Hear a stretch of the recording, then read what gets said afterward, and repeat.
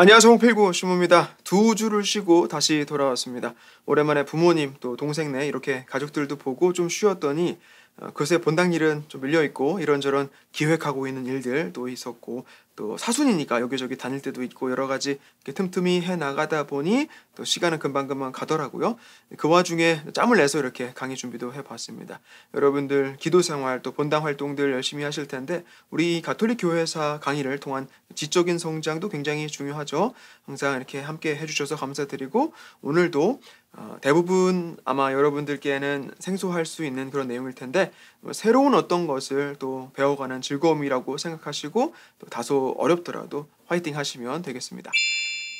자, 지난 4시간에 걸쳐서 트리엔트 공의회를 공부했죠.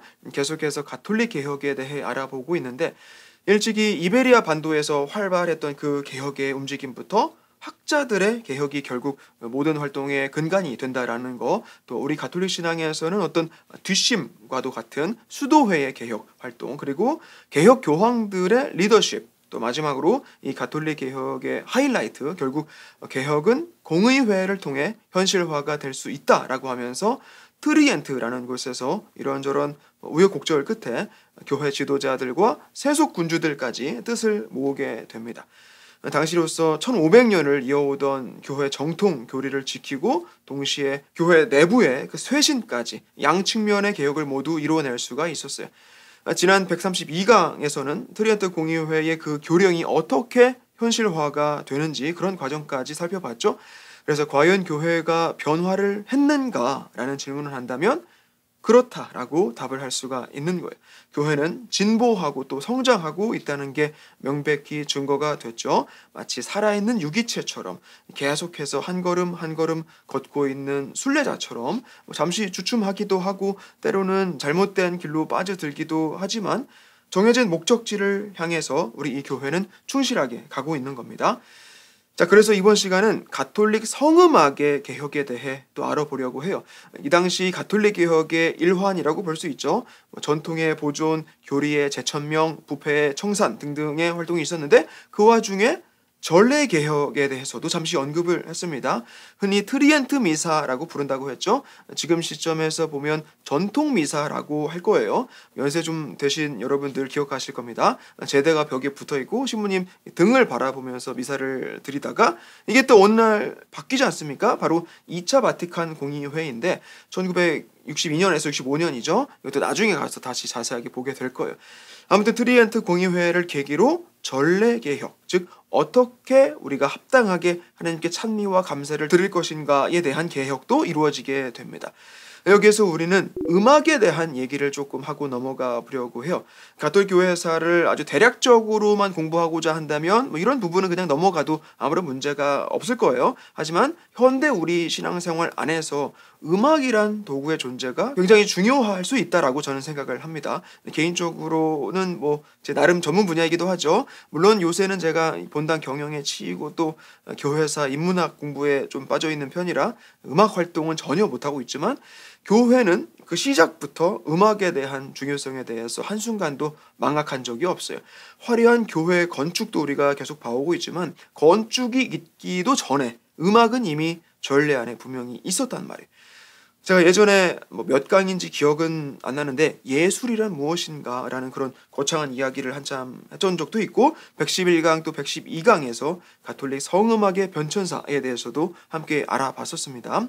여러 각 지역에서 이렇게 발달했던 챈트들이 그레고리오 성가로 체계화가 되고 거기에서 또 올가눔, 모탭 그리고 르네상스 시대 음악까지도 봤었죠. 그리고 그렇다면 마틴 루터는 음악을 어떻게 썼는가? 다시 말하면 오직 믿음으로 우리의 구원이 이루어진다라고 말하던 루터는 미사를 희생제사로 보지 않았고 단순한 신심활동에 그친다고만 했는데 그런 루터는 루터교 전례에서 과연 음악을 어떻게 사용했는지 하는 그런 얘기도 나누어 봤습니다. 잘 기억 안 나시죠? 짧게 정리를 해드릴게요. 초기 교회 음악은 단순 그 자체였어요. 음이 몇 개 안 나오죠. 기도문에 아주 단순한 선율을 가미하는 정도였어요. 주님을 찬미합시다. 하느님 감사합니다. 이런 정도, 그런 수준에서 여러 형태로 계속 발전이 되는데 그걸 다 모아다가 어떤 정형화한 것이 바로 그레고리오 성가입니다. 이제 여기에 다선율 음악이 등장을 하고 리듬이란 것도 만들어지고 그렇게 성음악은 점점 화려해지게 되죠.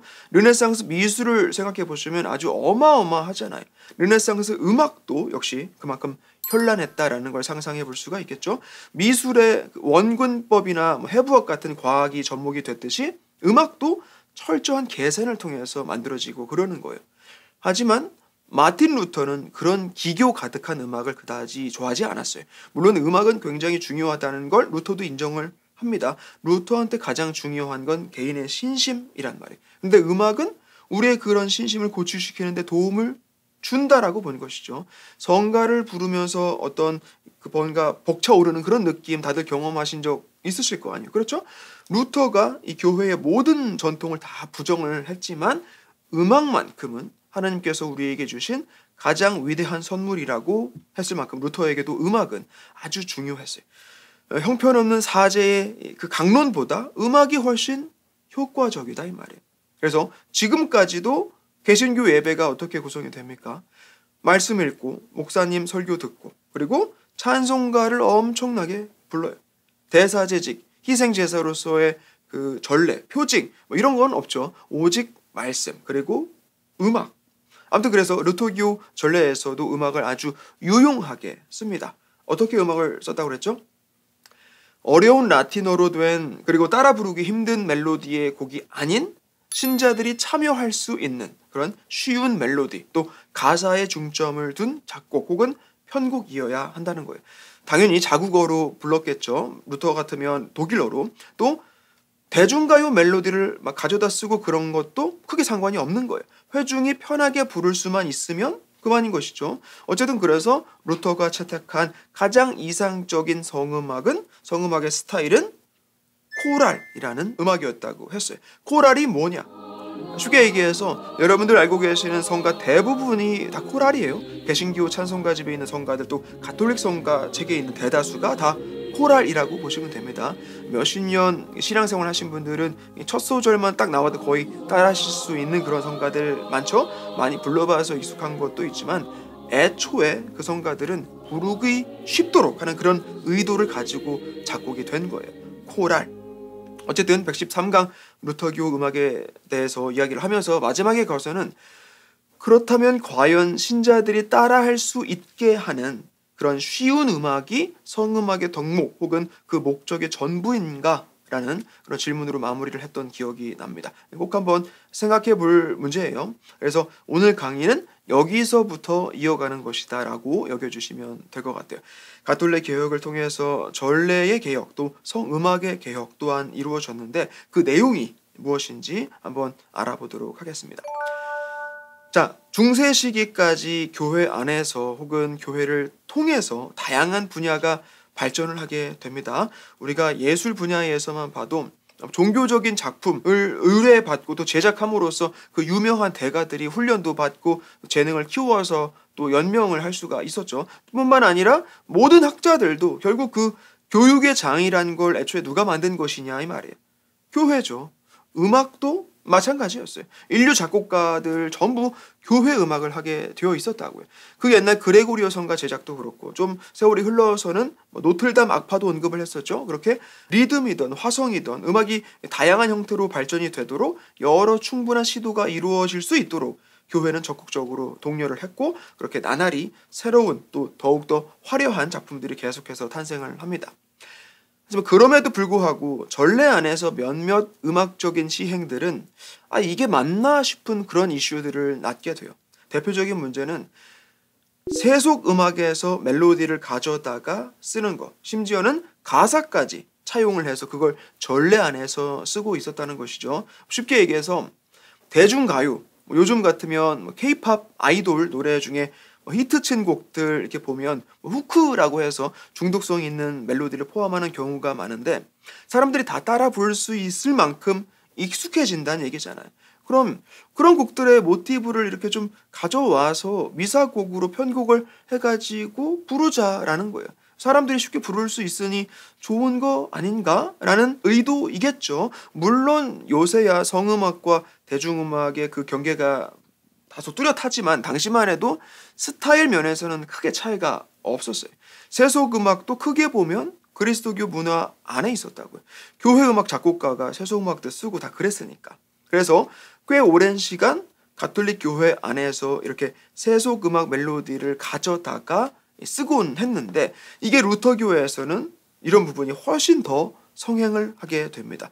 그레고리오 성가는 훈련받은 성가대 단원들만 자유롭게 부를 수가 있었단 말이에요. 회중이 다 같이 부를 수 있는 파트는 극히 제한적이죠. 그래서 루터는 그런 그레고리오 성가보다 사람들이 기억하기 쉬운 대중가요 선율을 기초로 편곡을 하면 코랄 성가로 이렇게 훨씬 더 좋은 성가를 만들 수 있다는 거예요. 그리고 이것이 점점 그 정도가 심해집니다. 그러니 이제는 이게 어떤 문제가 될 수 있다라는 인식까지 하게 된 것이죠. 성음악도 개혁이 필요하다라는 거예요. 자, 이런 음악의 남용을 처음으로 지적했던 사람이 블랑시칸 피아누스라는 프랑스 비엔이라는 곳의 주교였어요. 이 강의 들으시는 대다수 여러분들은 뭐 이름까지 기억하시고 그럴 필요는 없지만 어쨌든 언급을 드리는 겁니다.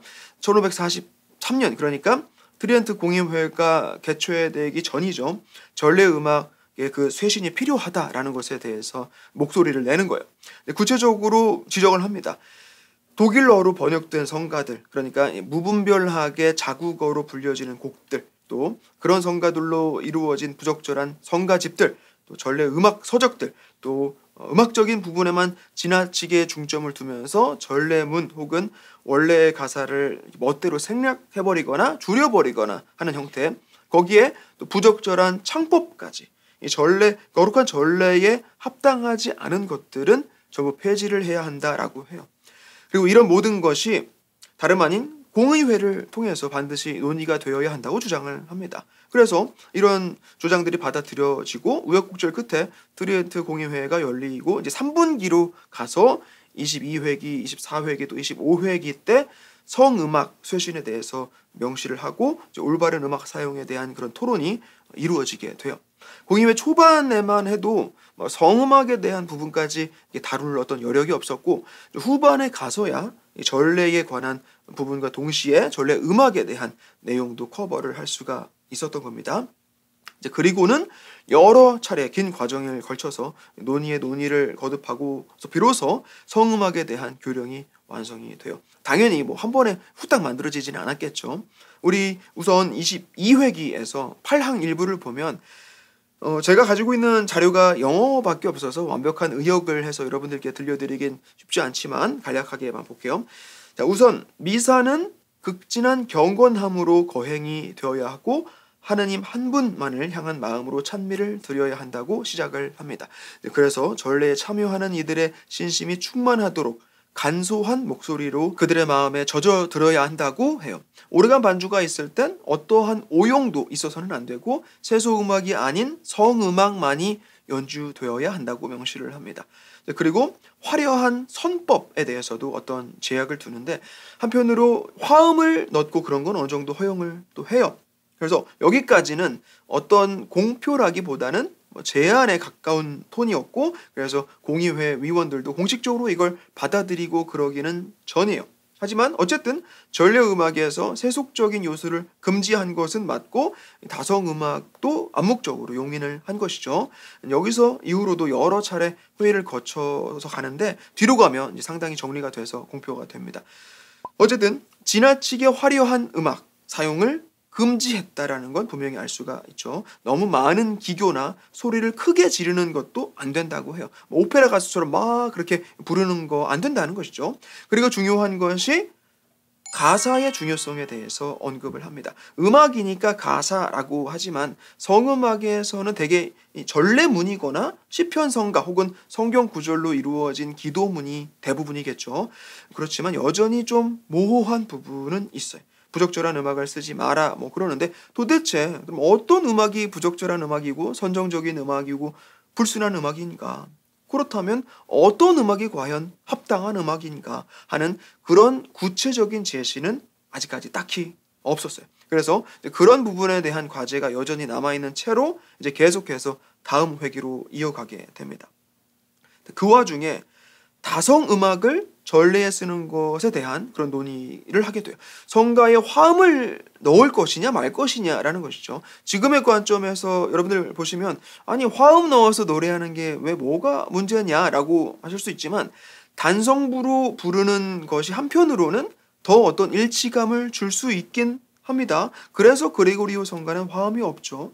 그래서 트리엔트 공의회에서도 뭐 누구는 화음 넣는 거 된다, 누구는 안 된다라고 그런 주장이 양쪽에서 팽팽했단 말이에요. 예를 들어서 모론의 추기경, 우리가 트리엔트 공의회 후반에 교황청 사절단으로 와서 굉장히 큰 역할을 해줬던 그 조반니 모론의 추기경도 다성음악에 대해서는 반대를 합니다. 굳이 표현을 하자면 보수적인 입장에 있었다라고 볼 수 있겠죠. 실제로 모론의 추기경은 자기 교구에서 그 전례 안에서의 다성음악을 금지를 시켰어요. 화려하고 복잡한 다성부의 편곡이 가사 전달을 오히려 방해한다는 겁니다. 하지만 또 한편에서는 그렇지 않다. 오히려 적당히 아름다운 화음이 전례의 격을 더 높여줄 수 있다라고 강하게 반박을 합니다. 그래서 이 공의회까지 가고 공의회 24분기 때 그 주제를 가지고 토론이 벌어지는 거예요. 근데 이때 신성로마 제국 페르난디트 1세가 공의회로 서신을 보냅니다. 뭐라고 했을까요? 다성부 음악을 금지하지 말아달라는 요청을 해요. 아마 당시 자기가 좋아했던 스페인 작곡가들 모랄레스, 게레로, 올티스, 또 빅토리아 이런 음악을 아주 높게 생각을 하고 있었는데 교회 안에서 이걸 전부 금지시켜버리는 건 가당치 않다라고 본 거예요. 그래서 말이 좋아 요청이지 사실상 황제가 이렇게까지 특별 요청을 보낸다는 건 막 무시할 수 있는 그런 건 아니죠. 교의적인 어떤 부분 혹은 신학이 어쩌고 저쩌고 그랬다면 얘기가 달랐겠지만 음악 사용에 대한 규범 정도는 황제가 일말의 의견을 낼 수도 있다고 생각을 한 겁니다. 그래서 결국 페르디난트 황제의 입김의 영향으로 공의회는 결론적으로 다성음악을 전례 안에서 쓸 수 있도록 허용을 합니다. 정확히 얘기하자면 보편적으로는 허용을 한 것이고 각 지역 교회의 주교들이 어떤 음악을 사용하고 말고를 결정하도록 그 자율성을 부여한 거예요. 그리고 25차 회기로 가게 되면 다른 안건들과 함께 또다시 성음악에 대한 논의가 이루어집니다. 다성음악 허용에 대해서도 재차 확정을 해요. 말하자면 결론이 났다라는 것이죠. 하지만 여전히 전례 안에서 혹은 전례 음악에서 자국어 사용은 금지가 됩니다. 전례랑 전례 음악은 라틴어로만 해야 한다는 것이죠. 그리고 트리엔트 공의회는 폐막이 됩니다. 그래서 이 트리엔트 공의회 때 성음악에 대해서 논의된 부분이라고 한다면 전례가 지니고 있는 그 권위, 참여하고 있는 이들의 마음가짐, 가사에 대한 이해, 이 정도까지인 거예요. 라틴어만을 허용하고 세속적인 영향은 금지하면서 다성음악을 쓸 수 있도록 하긴 했지만 구체적으로 어떤 스타일의 음악이 전례적으로 합당한가에 대해서는 딱히 이렇다 할 제시가 없었어요. 역시 공의회 이후에 각 교구에서 그 공의회 교령을 실행하는 그 과정이 결국에 가서는 아주 관건이 된다라는 것이죠. 자, 그래서 다시 공의회 폐막 시점으로 돌아가 보면 교황 비오 4세가 여러 추기경들하고 해서 이 트리엔트 공의회 교령 실행 전담 기구를 설치했다고 그랬죠. 거기 대표가 누구라고 했습니까? 까를로 보로메오. 오늘은 우리가 성음악 개혁에 대해서 이야기를 하고 있는데 이 전담기구에서 특별히 성음악 파트에 위임받은 두 명의 추기경이 있었어요. 비텔레초 비텔리라는 인물하고 그리고 계속 언급하지만 까를로 보로메오까지 누구보다 공의회 교령에 대해 깊게 이해를 하고 있었다고 했죠. 이제 본격적으로 성음악 개혁 활동도 시작을 합니다. 이 두 인물이 트리엔트 공의회를 통한 성음악 개혁에서 가장 중요하게 여겼던 부분이 뭐냐? 바로 가사 전달이에요. 가사 전달이 제일 중요하다. 미사의 권위에 대해서 그 중심을 딱 잡고 있으면서 전례문 혹은 시편이나 성경 구절로 이루어진 그 가사를 음악이 훼손하지는 않아야 한다는 점, 또 참여하는 회중의 태도 이런 것들을 전부 종합했을 때 어떤 음악이 성음악으로서 가장 적합하냐라고 한다면 가사 전달이 잘 되는 음악이다라고 보는 거예요. 그래서 작곡가들한테 이런 취지를 설명하면서 음악을 좀 만들어 오도록 의뢰를 하는 겁니다. 그럼 작곡가들이 알겠습니다 하고 이제 가서 열심히 만들어가지고 다 되면 연주자들을 데리고 와서 시연을 하지 않았겠어요? 그러면 비텔리 추기경 같은 경우에는 다른 추기경들이나 또 음악의 조예가 있는 사람들 같이 이렇게 모셔서 들어보는 거예요. 그러면서 자 한번 들어들 보시죠. 어떻게 가사가 잘 들립니까? 하면서 계속 어떤 그 이상적인 음악을 찾아가는 과정을 거쳐갔던 거예요. 보로메오 추기경은 이제 밀라노 교구로 가죠. 가서 바로 교구 회의를 소집을 합니다. 트리엔트 공의회 교령이 제대로 이행이 되도록 하면서 그 일환으로 성음악 개혁도 동시에 진행을 해요.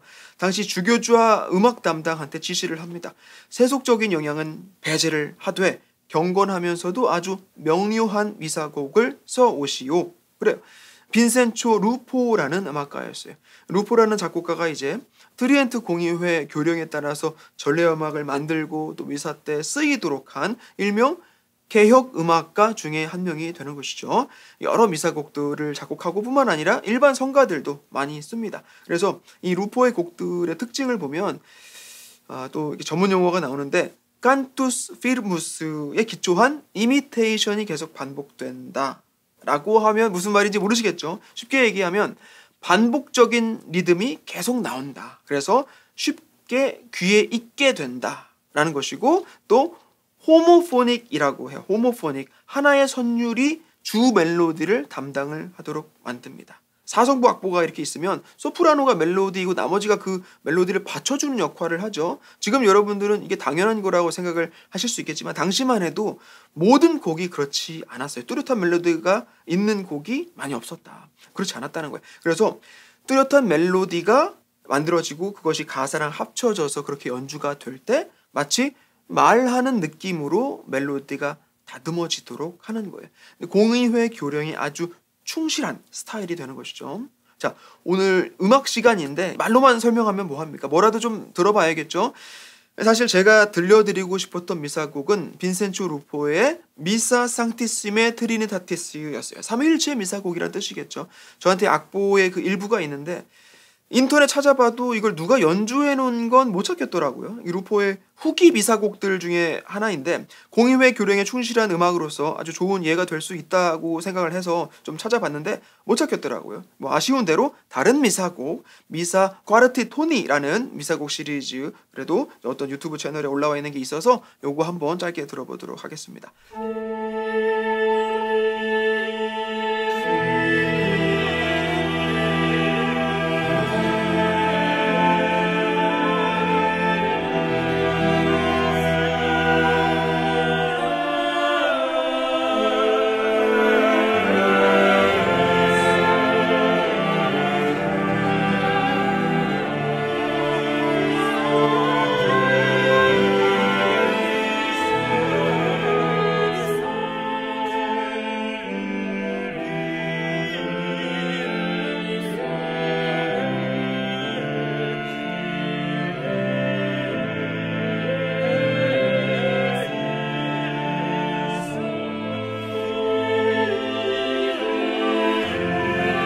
자, 자비송 맨 앞부분만 들어본 건데 유튜브 링크는 제가 공유를 하겠습니다. 대형광송하고 나머지 미사곡들 다 들어보시면 전에 성음악 역사 두 강의 때 들어봤던 그런 음악들하고는 분명히 차이를 느끼실 수 있을 거예요. 이 루포라는 작곡가의 곡들은 복잡하지 않은 단순한 리듬을 사용을 합니다. 화려한 걸 못 써서 안 쓴 게 아니에요. 그리고 그러면서 다른 파트들의 선율을 보면 이게 이제 대위법이라고 하는 건데 대위법이 뭐냐? 작곡 편곡을 할 때 화성법은 수직적인 음악 배치를 말하는 거예요. 듣기 좋은 그 화음의 배열이 다 있는 거라고요. 그렇게 본다면 대위법은 수평적으로 음을 어떻게 쓸 것인가라고 할 수 있겠죠. 너무 어렵나요? 코랄 음악은 되게 수직적으로 더 완성도 높은 편곡을 추구하는 경향이 있어요. 화음이 딱 펼쳐질 때 아주 불편함 없는 깔끔한 사운드를 내주죠. 근데 루포의 이 미사곡 같은 경우는 어렵지 않으면서도 복잡하지 않으면서도 아주 생기가 넘치는 대위법 테크닉이 들어갑니다. 결국 이게 무슨 말이냐? 가사가 명료하게 표현이 되는 단순함과 동시에 음악의 예술적인 완성도 또한 신경을 썼다는 거예요. 그래서 트리엔트 공의회 이후에 교회가 이 성음악에 있어서 어떤 점을 강조했는가라고 한다면 그 중에 하나는 가사가 잘 전달되는 음악을 추구했다라고 하면 되겠죠. 이제 거기에 음악적인 깊이도 놓치지 않으려고 노력을 했다라는 겁니다. 자, 정리를 해볼게요. 꽤 오랜 시간 전래 안에서 음악이 남용이 되고 있었어요. 대중가요를 차용해서 거룩한 미사곡으로 편곡을 하고 가사도 즉 거룩한 말씀으로 이루어진 그 가사도 음악에 맞게 수정을 하거나 생략까지 허용을 합니다. 마치 주객이 전도가 된 그런 격이었죠. 음악의 테크닉이 점점 화려하게 발전을 하고 그런 건 좋지만 예술가들의 그 열정이 결국 전래의 위엄을 오히려 훼손하게 되는 아이러니함을 발생하게 되는 거예요. 이제 여기에 교회가 대응을 하죠. 가톨릭 개혁의 일환인 거예요. 특히 전래 개혁 안에 들어가는 가톨릭 성음악의 개혁이죠. 트리엔트 공의회와 그 교령이 실행되는 과정에서 우선 세속적인 영향을 배제시키고 다성음악은 허용하되 무분별한 번역은 금지, 그리고 가사 전달이 명확한, 즉 음악 그 자체보다 전래문 혹은 거룩한 말씀과 그 미사라는 고유한 축제의 장엄함을 드러내는 하나의 좋은 도구로서의 음악이 진정한 성음악이다라는 겁니다. 이것이 16세기도 17세기까지 이어졌던 가톨릭 교회사의 성음악 개혁이에요. 근데 이것으로 성음악에 대한 교회 가르침이 완성이 된 것이냐? 그렇지는 않죠. 나중에 바티칸 공의회 때 가서 전래 헌장이라는 것도 이제 같이 보게 될 텐데 그때 가서 또 성음악에 대한 이야기는 또 이어서 하도록 하겠습니다. 여러분들 특히 성가대에서 활동하시는 분들 혹은 뭐 찬양팀 본당에서 밴드 활동하시는 분들 아마 궁금증 가져보신 적 있으신지 모르겠어요. 밴드 악기는 미사 때 적합한 건지, 드럼 치고 일렉기타 치고 그런 것들, 그럼 현악기는 되는 건가? 각 나라와 지역마다 고유한 악기들이 있을 텐데 그런 거 다 쓸 수 있는 건가? 어디까지 허용이 되는 것인가? 뭐 이런 얘기도 나중에 한번 나눠보도록 하겠습니다. 자, 그래서 우리가 성음악의 역사, 즉 변천 과정 혹은 발전 과정을 보고 마틴 루터의 개신교 개혁과 루터교에서는 음악을 어떻게 사용했는지 그런 내용을 살펴봤었죠. 개혁 이전의 전래의 음악은 어땠습니까? 다성보다는 주로 단성부를 연주하는 게 대다수 본당에서의 모습이었고, 이제 또 주교자 같은 데로 가면 다성부에 아주 현란한 테크닉이 들어간 곡도 많이 쓰고 있었어요. 여기에서 루터가 지적했던 문제는 물론 그 미사 자체도 문제라고 봤지만 음악이라는 최고의 도구가 회중의 신심을 고취시키는데 전혀 그 기능을 발휘하지 못하고 있다라는 것이죠. 우선 라틴어로 하니까 이해를 애초에 못하고 또 너무 어려워서 부를 수가 없다는 거예요. 그래서 이 단성부든 다성부든 그 복잡한 테크닉들은 다 간소화를 하고 가사도 독일어로 번역하고 가요든 뭐든 신자들이 쉽게 부를 수만 있다면 다 차용을 해서 편곡을 해가지고 전래 음악으로 쓰도록 합니다. 어쨌든 그 성가를 부르는 신자들의 그 개개인의 신심만 건드릴 수 있다면 아무 상관이 없다는 것이죠. 오직 믿음으로 구원을 받을 수 있는 거니까. 그래서 루터한테 있어서 가장 이상적인 성음악의 형태는 코랄이다라는 것이었어요. 이제 그런 상황에서 가톨릭 개혁이 진행이 되고 트리엔트 공의회에서 여러 안건이 논의가 되는 가운데 성음악에 대한 부분도 다루게 됩니다. 루터교에서 음악을 썼던 그 방식이 아예 틀렸던 건 아니에요. 적어도 회중의 참여를 유도한다라는 부분만큼은 공의회 그 지도자들이 인정을 하고 상당 부분 또 영향을 받게 됩니다. 물론 미사, 성체성사, 사제직 등에 대한 루터의 그 생각은 이단으로 단죄를 받게 되지만 가톨릭 성음악 개혁에 루터 사상의 영향이 분명히 있는 거예요. 화려함은 배제를 하고 가사에 집중한 음악. 그래서 그런 공의회 교령에 충실한 새로운 성가들이 많이 만들어져 나오게 되죠. 불필요한 요소들은 정리가 되고 거룩한 미사의 그 장엄함은 온전히 드러내는 전례가 되도록 그런 성음악 개혁이 이제 이루어지게 된 겁니다. 자, 됐죠? 이렇게 이번 시간은 가톨릭 성음악 개혁에 대한 이야기를 나누어 보았습니다. 뭐 이건 또 여담이지만 마틴 루터가 주장했던 것들이 전부 다 틀린 건 아니라고 그랬어요. 루터 신학의 그 근본적인 부분엔 분명히 문제가 있었지만 미사를 자국어로 거행해야 된다라는 것도 당시엔 교회가 금지를 시켰지만 2차 바티칸 때 어떻게 됩니까? 결국 통과가 되죠. 그래서 우리가 이렇게 한국말로 미사도 드리고 영어로 미사로 드리고 하는 거예요. 세례받은 모든 이가 사제직을 수행한다라는 일명 만인사제설, 또 우리는 보편사제직이라고 하죠. 서품받은 사제직과 역할 면에서는 구분이 되지만 사제직으로서의 그 권위는 동등하다라는 걸 2차 바티칸 이후에 와서는 상당히 많이 강조를 해요. 그리고 마틴 루터 이후에 한 2세기 정도가 지나면 루터교가 배출한 그 최고의 거장 음악가가 있죠. 요한 세바스찬 바흐, 음악의 아버지라고 불러요. 클래식 음악 세계에서 바흐의 영향을 안 받은 사람은 없다고 봅니다. 그래서 이후에 가톨릭 음악가들도 다 조금 억지일 수 있지만 마틴 루터의 음악에 대한 그 철학에 일말이나마 영향을 받은 것이다 라고 저는 생각을 해요. 저번에 조금 배웠었는데 선법 쓰는 거, 모드 혹은 스케일이라고 한다고 그랬죠. 8개의 모드에서 지금 뭐 남았습니까? 장조랑 단조밖에 안 쓰잖아요. 거의 100% 현대 교회 음악 또 대중음악은 이 2개의 모드 안에 다 들어가요. 이것도 루터 교회에서 시작된 거예요.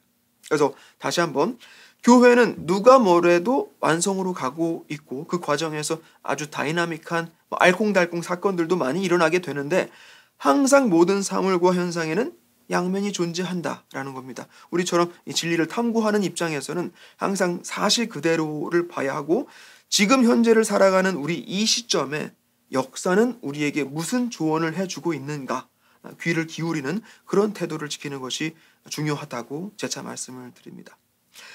그래서 오늘 강의는 여기까지 할게요. 저한테는 꽤 흥미로운 내용인데 약간 전문적일 수 있어서 여러분들께는 어려울 수 있을 거라는 생각이 들어요. 고생하셨습니다. 자, 그리고 다음 강의는 제가 한 주를 또 쉬고 이제 그 다음 주에 이어가야 할 것 같아요. 지금 사순시기이다 보니까 뭐가 굉장히 많아요. 여기저기 특강도 제가 지금 2군데를 각각 다른 주제로 또 가야 하고 또 그 준비 시간도 만만치가 않단 말이에요. 또 판공 스케줄도 여기저기 있고 하다 보니까 아무래도 교회사는 조금 미룰 수밖에 없겠습니다. 죄송하고 또 아쉽지만 여러분들 계속해서 충실한 사순시기 되시고 저는 아마도 다다음 주에 돌아오도록 하겠습니다. 고맙습니다.